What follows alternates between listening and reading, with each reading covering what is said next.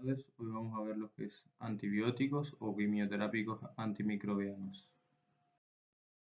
Un antibiótico es una sustancia producida por diferentes especies de microorganismos y que a determinada concentración inhibe el desarrollo o elimina a otros microorganismos. Ahora vamos a ver un poquito más adelante qué es cuando inhibe el desarrollo y qué es cuando elimina a esos microorganismos. A lo largo de los años se fueron descubriendo este tipo de sustancias, algunas de manera accidental y que son importantes hoy en día a la hora de producirla. Hoy en día ya no hay una fermentación o no se los produce de manera biosintética y hay modificaciones en los antiguos antibióticos en su composición química para poder alterar su mecanismo de acción y hacerlo de espectro dirigido o ampliar el espectro contra algunas bacterias. Por ejemplo, en la década del 20, en 1929, por ejemplo, Fleming descubre la penicilina. Y así sucesivamente se fueron encontrando otro tipo de antibióticos y así sucesivamente por el uso de los antibióticos también se fue generando resistencia a las bacterias y por eso es importante conocer las modificaciones que se hacen en los antibióticos para salvaguardar ese problema. Cada grupo de antibióticos va a tener propiedades físico-químicas diferentes, que esto va a hacer modificar su farmacocinética. Es decir, cuando nosotros vamos a hablar de la farmacocinética de los antibióticos, vamos a hablar de su vida media, eso es importante a la hora de cada cuánto vamos a administrar, la dosis que vamos a administrar. En cuanto a sus propiedades físico-químicas, también tenemos que tener en cuenta la penetrancia, su liposolubilidad, su solubilidad. Eso va a permitir saber a qué tejidos llega y en qué proporción o concentración llega, entre otras. Su espectro de acción, es decir, qué gérmenes son afectados o qué bacterias van a ser afectadas, y eso nos va a dar para qué lo vamos a usar, ¿sí? El mecanismo de acción obviamente nos va a servir también para clasificarlos y agruparlos. Y en este sentido yo les aconsejo que siempre estudien los antibióticos como grupos. Por ejemplo, los grupos de las penicilinas todas van a tener el mismo mecanismo de acción y en general van a tener las mismas indicaciones. Así los aminoglucósidos, así la fluoroquinolona. En cuanto a su clasificación, van a encontrar muchas clasificaciones. Yo les puse acá las más comunes en base a su espectro, como nombramos en el slide anterior, su modo efecto, es decir, si son bactericidas o bacteriostáticos, es decir, que matan o inhiben el crecimiento, como hablamos en las primeras diapositivas, su mecanismo de acción, su grupo de estructura química y el microorganismo afectado. En cuanto a la clasificación por su espectro de acción, vamos a encontrar que pueden estar indicadas como de amplio, intermedio o reducido espectro. Los de amplio espectro actúan sobre un gran número de microorganismos. Es lo que nosotros denominamos muchas veces en la jerga como un tiro de escopeta. Damos un antibiótico de amplio espectro porque todavía no tenemos clasificado, no sabemos en especificidad de qué germen o qué microorganismo estamos combatiendo, por ende damos un antibiótico de amplio espectro. Un intermedio actúa sobre un número limitado y reducido actúa sobre un pequeño número de especies de microorganismos. Por ejemplo, la polimixina. Es decir, que este grupo reducido son antibióticos que generalmente son nuestra última línea de defensa para ciertos gérmenes que en general son resistentes a la mayoría. También van a encontrar, por ejemplo, que hay antibióticos que son, el espectro es para gram positivos, para gram negativos, para aerobios o para anaerobios, ¿sí? En la acción sobre las bacterias, vamos a tener antibióticos que son bactericidas, es decir, que eliminan o matan directamente a las bacterias, como son los beta-lactámicos, los aminoglucósidos. Estos bactericidas van a actuar por sí solos independientemente de las defensas del organismo y van a actuar generalmente cuando las bacterias están en fase de crecimiento exponencial y tienen un efecto posantibiótico más marcado. En cambio, los bacteriostáticos dependen de las defensas del organismo animal, y lo que hace es inhibir el crecimiento y van a actuar en la fase de estación de las bacterias, como son, por ejemplo, los macrólidos, las tetraciclinas, las sulfas, y por ende, este tipo de antibióticos se van a indicar en pacientes que están con un sistema inmunológico en buen estado. No se lo va a recomendar siempre en pacientes que estén inmunodeprimidos, ya que lo que mata a la bacteria es el organismo. Ellos facilitan o brindan el medio para que no se reproduzcan y las defensas del organismo puedan actuar. En cuanto a su mecanismo de acción, vamos a tener, por ejemplo, algunos inhibidores de la síntesis de la pared bacteriana. Por ejemplo, los más conocidos son los beta-lactámicos, las penicilinas. Las penicilinas y las cefalosporinas están incluidas en el grupo de los beta-lactámicos. Algunos de inhibidores de la síntesis de ADN, como las quinolonas, fluoroquinolonas.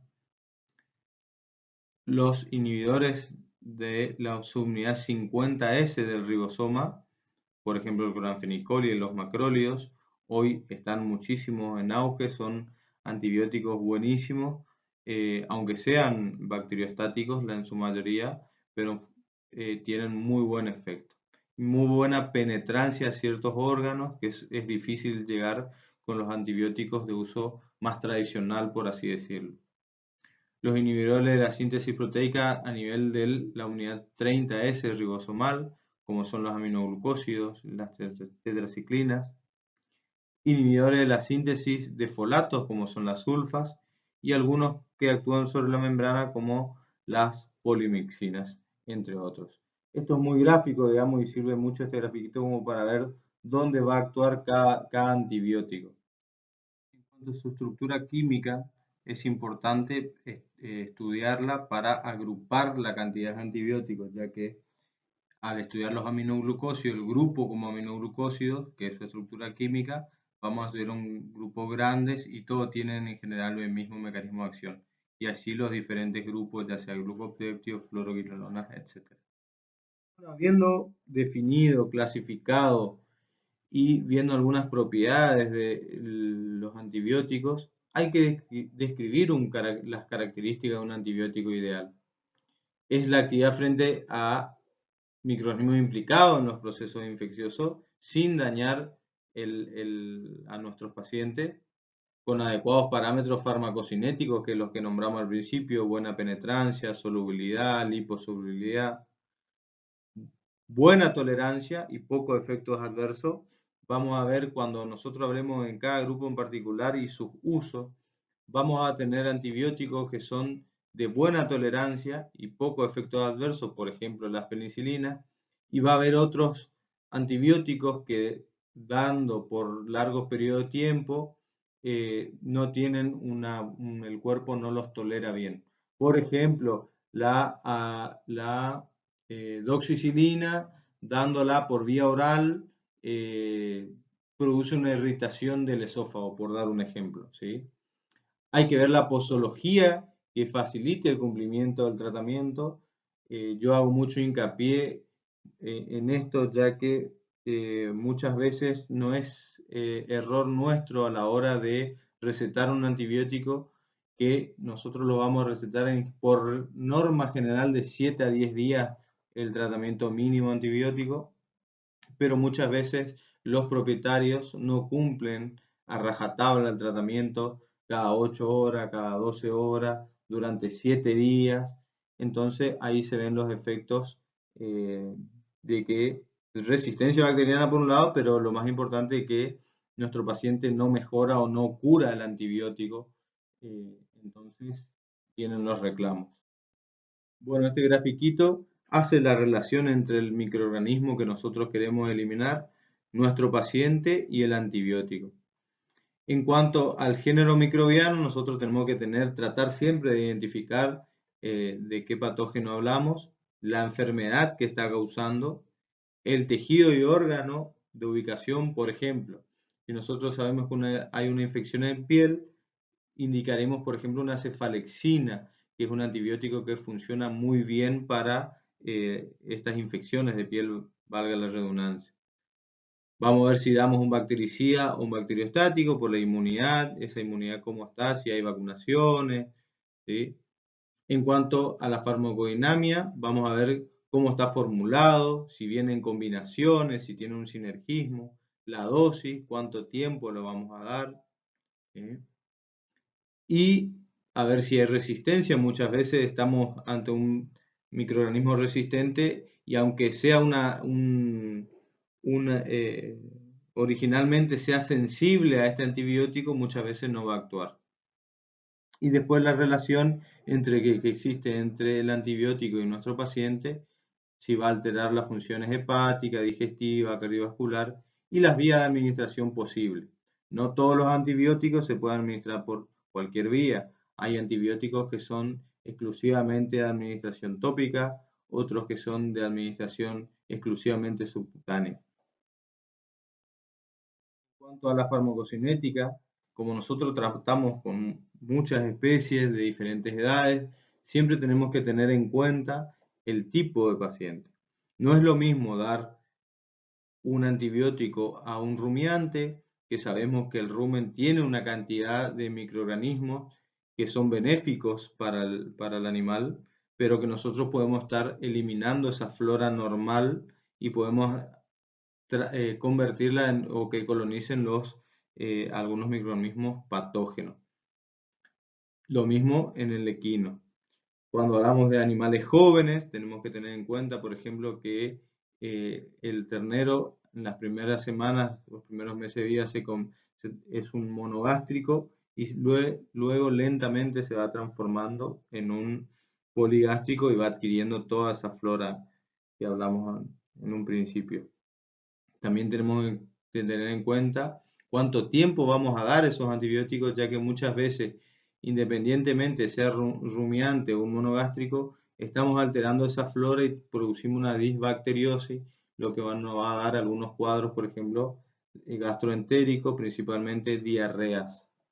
Así que tener en cuenta todos esos ítems a la hora de administrar los antibióticos.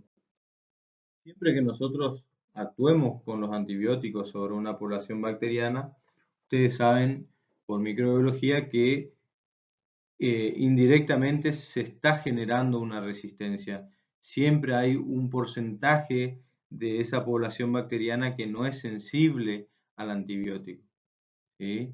Entonces, ¿cuáles son las estrategias de resistencia? Tal vez haya una mutación del receptor, haya modificación del antibiótico. Por ejemplo, hay muchas bacterias que producen enzimas que van a romper esa estructura química del antibiótico.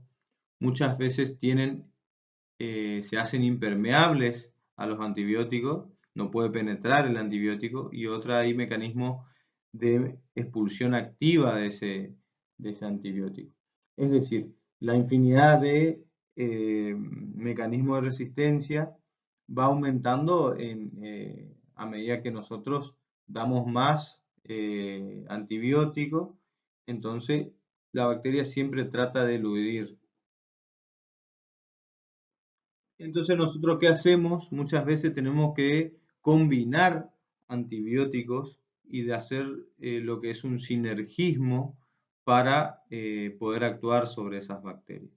Por ejemplo, están los sinergismos de potenciación, es decir que, por ejemplo, un 2 bacteriostático, al sumar sus efectos se transforman en bactericidas, o se pueden dar 2 bactericidas aumentando el espectro también. Hay también algunos errores que podemos hacer nosotros erróneamente. Podemos provocar un antagonismo. En general no se da un bactericida más un bacteriostático, porque uno actúa sobre la fase de crecimiento exponencial y otro en la fase de reposo. Entonces sus efectos van a estar antagonizados entre ellos mismos. Bueno, eso en general todo. Les recomiendo que lean esto del DOTI, que es un manual del uso de antibióticos en general formulado para pequeñas especies, pero toda la parte general está muy bien explicada. Y el Botana Landoni también. Muchas gracias.